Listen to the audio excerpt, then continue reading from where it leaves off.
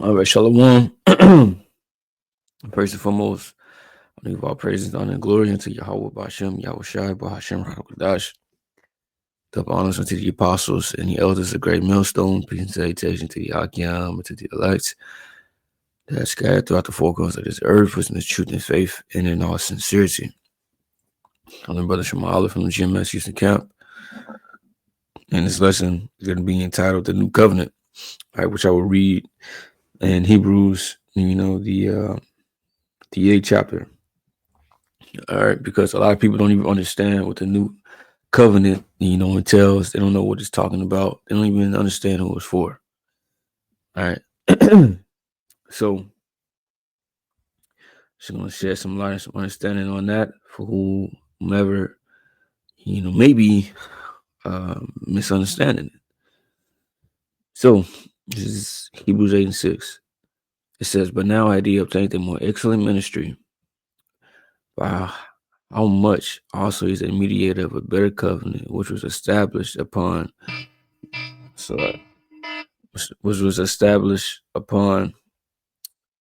better promises." All right, because this covenant that's coming, all right, it's going to be, way better, than the first. All right, and it doesn't mean that laws are going to be changed or taken out, or all right. It doesn't mean that, right? Or the law is going to be done away with, all right, as a lot of people believe and say. But no, it's not. It's not that. All right, this is another agreement, right? But it's just upgraded, all right, and it's better on our part. All right, this is what we needed. All right, the solution to this problem of death.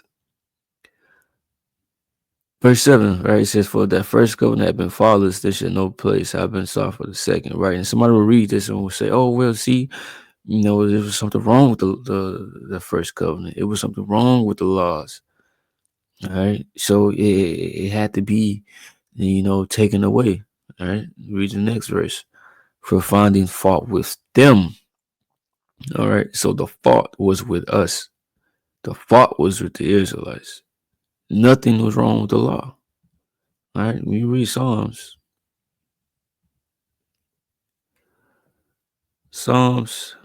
19 and 7. "The law of Yahweh is perfect, converting the soul.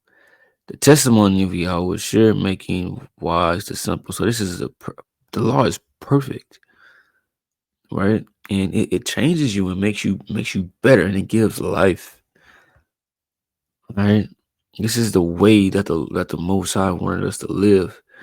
Why would he take that away? Why would he take those instructions away of how to deal, with these and adultery, or the land Sabbath, right? All of these particular things that was written. Why would he take that away? It's like all of those, all right, make sense, and it's perfect for us, right? On how to deal with disputes, how to deal with problems that arise. All right. The Most High basically gave us, the blueprint, all right, on how to run the earth, right, and how to be with each other as a nation, all right. The law is like, if you see a man, you don't like, you see his donkey, going astray, you cannot just not say nothing. You gotta help him. All right, or fighting the man to the death, you gotta take care of him. All right. If you hurt him so that and he can't make his living wage, all right, he can't take care of his land or what he's not, you gotta help him. Or if you see someone, brother, going off, someone breaking, a commandment, you gotta rebuke him. It says, "And not suffer sin upon him," saying you should not hate your brother. Like, what's imperfect about that? All right, why wouldn't you want that to remain? What person in their right mind would want that to go away? All right, would you want to live a lawless life? All right, because that means you want to commit the adultery. You want to eat whatever you want to eat. All right, you don't want any restrictions. All right, you don't want to be you follow any guidelines from the Most High. All right, because you think it's too much.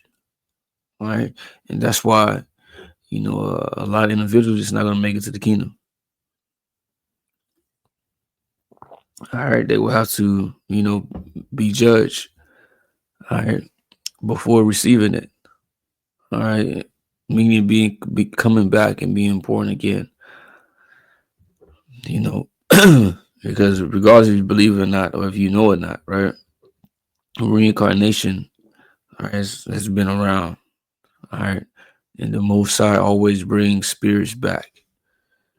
Okay, and this is not our first time living here or being on the planet Earth. All right, we have been here in past lifetimes. All right, we have died before. All right, but it says that the law of the Most High is perfect, right? And the fault was with us. Daniel 99 says, to the Lord our God belong mercies and forgiveness, though we have rebelled against him.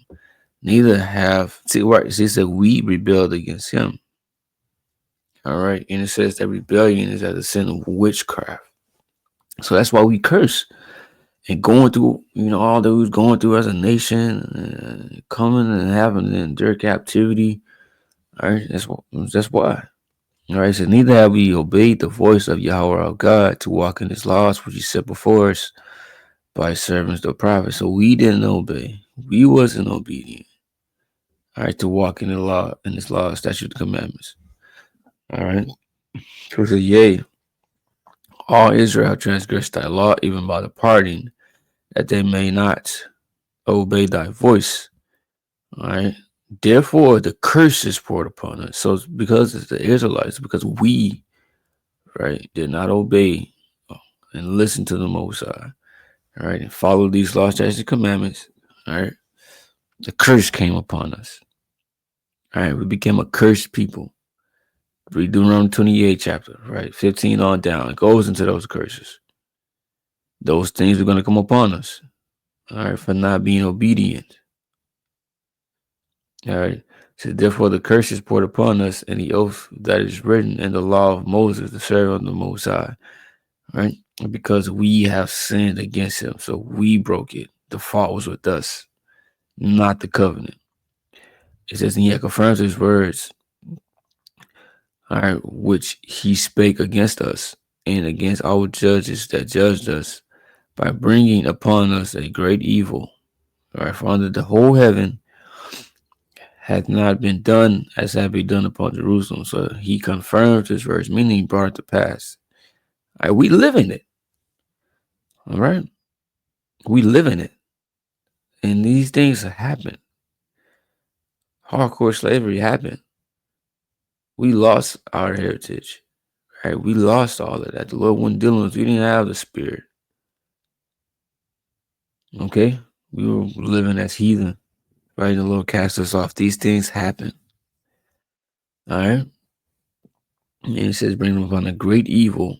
For the whole heaven had not been done as had been done upon Jerusalem. Because when you go, into, the hardcore slavery, bro, that's worse than anything that's ever happened to anybody. Being taken from, their, different side of the earth, all right, and being brought over here, having to endure hell, in the seas just to get over here, right? What did it say? I believe it's Deuteronomy 32. Nah. But basically it says that I will violently, toss. Let me get it. Maybe Jeremiah 32. Isaiah 22. All right, it says 22. Isaiah 22 and 18. He will surely violently turn and toss thee like a ball into a large country.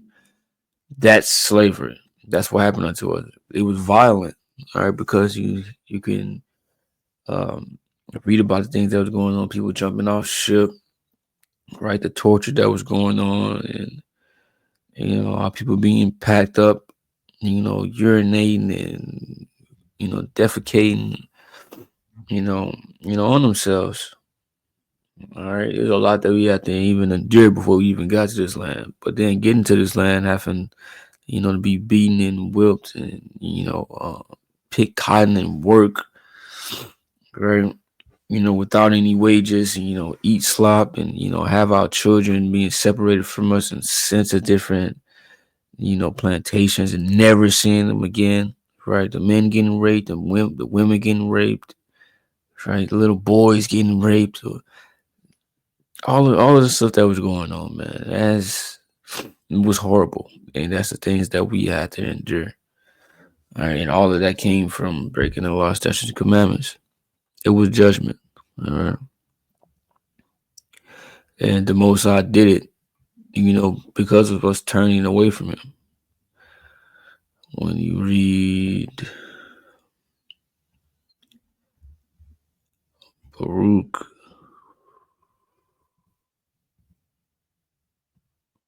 4:6, you were sold to the nations not for your destruction, but because you moved the Most out of wrath, you were delivered unto the enemy. So this is why it happened. We moved the Most out of wrath by forsaking the law, statutes, and commandments, by not listening to Him. All right, we're basically disrespecting. All right, so it were consequences from us disrespecting it. It says, "For you provoked Him that made you by sacrificing unto devils and not to the Most High." All right, ye have forgotten the everlasting power that brought you up, and ye have grieved Jerusalem that nursed you. Right, because we were living like heathen, and joining, in the lifestyles, all right, with these different nations where we were surrounded at. Okay, and we were already in an agreement. So we made the agreement. The Lord said, "Look, if you do this, I'm gonna bless you. If you do this, I'm gonna curse you." And we said, "All right, we agree."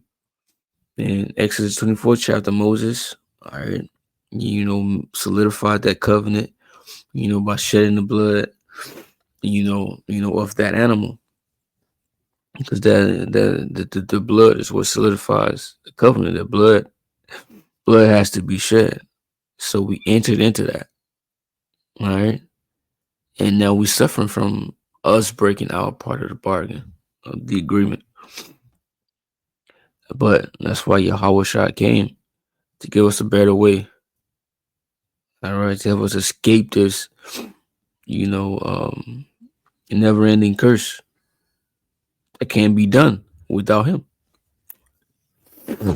But Hebrews 8:8 said, "For finding fault with them, He said, Behold, the days come, said the Lord, when I will make a new covenant with the house of Israel and with the house of Judah." So this covenant is only going to be made for the Israelites, just like the first covenant. All right, because when you read Hebrews 9 and 15, and for this cause He 13, for the blood of bulls and goats and the ashes of an heifer, sprinkling the unclean, sanctified to the purifying of the flesh, how much more shall the blood of Yahushua, who through the eternal Spirit offered Himself without spot to the Most High, purge your conscience from dead works to serve the living power. So the blood of bulls and goats, helped us and restore peace for that time, right? And that's something you have to keep doing whenever you went off. But it's just how much more the blood of Yahushua, right? Which you only have to do it once. It says, and for this cause He is a mediator, of the New Testament, that by means of death, right, for the redemption of the transgressions that were under the first testament. And who was the first testament, the old covenant given to? Who entered into that covenant? The Israelites. So it says by means of death. So He came and died for those who had transgressions under that covenant. Right. So That shows that the Lord only came for the Israelites, because he came for the sins of those people. Because to sin, you have to break the covenant, right? 1 John 3 and 4. And the covenant was given to who? All right, the Israelites. So he came for the transgressions to redeem them that were under that. Plain and simple. All right. It says, they which are called might receive the promise of eternal inheritance. All right. So he's came to bring this new covenant, right, to the Israelites. And it says Israel and Judah, because the northern kingdom and the southern kingdom has been separated, right? Ever since, King Solomon's son Rehoboam. And there's been beef. All right, forever. We never came back together. But now we are joining back together, as you can read in Ezekiel, the 37th chapter. It says, not according to the covenant that I made with their fathers in the day when I took them by the hand to lead them out of the land of Egypt, because they continue not in my covenant, and I regarded them not, said Yahweh. So it's not going to be according to that old covenant. All right, I mean, this is not going to be the same way, because if it was given the same way, the same thing is going to happen. So something that has to change. So what will change? All right. And it says, I regarded them not. So the Lord cast us off, and we were as a no people. As you can read in Hosea. All right. Ruamah, right? La Amya, right? Which means not my people. Because we weren't living like it and behaving like it and following the instructions that he's giving us. So it's like, all right, cool. Well, then, hey, y'all not my people. I ain't your God then. He says, for this is the covenant that I will make with the house of Israel after those days, said the Lord. I will put my laws into their mind and write them in their hearts, and I will be to them a God, and they shall be to me a people. So instead of writing them, right, on stone, on tablets of stone, they will be written in our minds, meaning we will be perfect. We will understand everything and be able to keep all of this. It will be second nature. All right, we're not going to have to think about laws, because we got to go back and read and, remind ourselves of particular laws and, how to keep certain things, right? But we're not going to have to do that. All right? We're not going to have to do that. We will just live this, as it was intended to. When the Lord said, if a man keep my laws, he shall live in them. We're going to actually do that. All right? It's all being possible to Yahweh. It says, and I will be to them a God, and they shall be to me a people. And they shall not teach every man his neighbor and every man his brother, saying, know the Lord, for all shall know me, from the least to the greatest. So we are going to know him. Every Israelite is going to be born to the kingdom knowing that they're Israelites. They're going to know their heritage. They're going to know the Most High. They're going to know the laws, statutes, and commandments. Unlike where we are now, we were born into whatever land we was in. All right. And entered into, the customs and whatever was around us, and lived like that, whatever we seen, right? It wasn't any type of righteousness, okay? But in the kingdom of heaven, babies will be born perfect, all right? The Most High will be known amongst all the Israelites. It says, for I will be merciful to their unrighteousness and their sins and their iniquities that I remember no more. All right, so righteousness and the sins and the iniquity of the Israelites will be forgiven. All right, so when it said that the Lord came for sin, he came for the Israelites. That's another way of saying that, basically, because sin, the Israelites can only sin. Because when you get technical, the definition of sin is just breaking the law. All right, and when there is no law, there is no sin. So you wouldn't put under that contract, under that agreement, right? It doesn't apply to you. So you're not breaking anything. You're not technically under sin. All right. But that's the lesson, just edifying. With that, I'm going to say shalom.